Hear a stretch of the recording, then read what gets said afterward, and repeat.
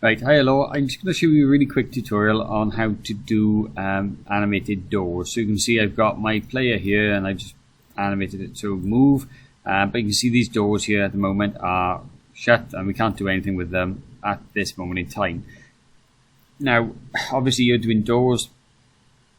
It can be pretty much on anything you want, but I'm just going to show you how to make an animated door. I've already made one here. So if you look at this S door, what I've done is I've got 4 frames. Right, now if I go into the edit option here, and let me just zoom this out so it looks a bit clearer. So all I've done is I've drawn this door here, look, and I've drawn a little door handle on it, and then in the next frame you can see the background of the frame is exactly the same. The only difference is the door now is a little bit more jagged, and then in that one there the door's open a little bit more jagged, and then the last frame there is obviously small. So I've only actually drawn 4 things. Right, so that's fairly easy. Now what you're going to need to do is you're going to need to animate that. Now in order to animate it, there's a few things that we will need to do. So once you've drawn your door, you can see mine's S door there, you need to make an object for the door. Right, and if I double click on my room now, I've already made this O door, there's nothing inside it, but if I double click on my room and add in a new instance layer, and we're going to call this one doors.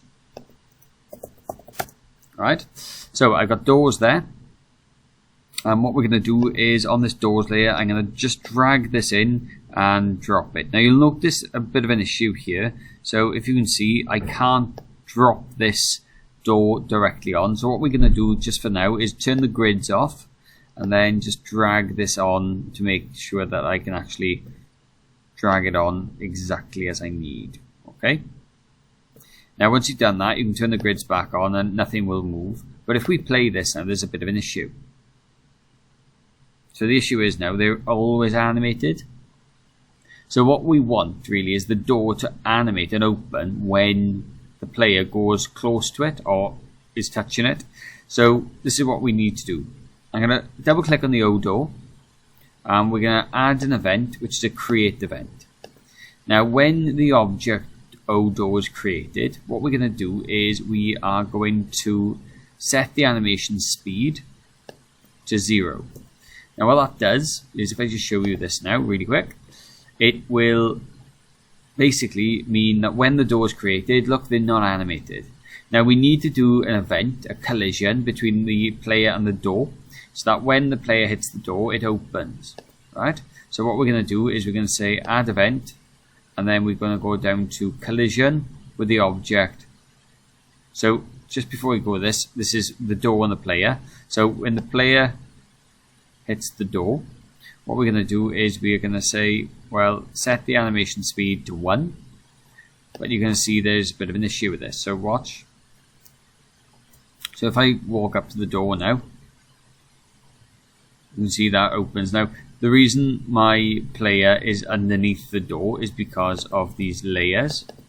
So if I open room 1 and just drag the player above the door,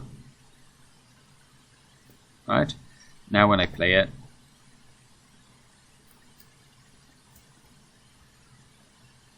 okay, now there is a bit of an issue there. It keeps on looping and looping and looping. So as soon as my player's touched it, this now will loop. So what we need to do is we need to stop it from looping. And the easiest way to do that is if I go back to my O door and then say add event, if I go down to other and I'm going to say when the animation ends, what we're going to do is we are going to set the sprite to be O door, and we're going to set it to be on the last frame. Now the frame is actually frame 3, so let's just play that. So if I just walk up to this door, there are, it opens, and if I do the same with the other one, look, it opens. Now what we can do is we can put something behind this if we wanted to, and we can say, look, you know, when the door's open and we touch it, we can do something. So that is basically how we would animate doors and get it to work. So the first thing you need to do is draw the door. Right, draw a few frames. I wouldn't go more than 4. This works really well, and then you just do collision events with that.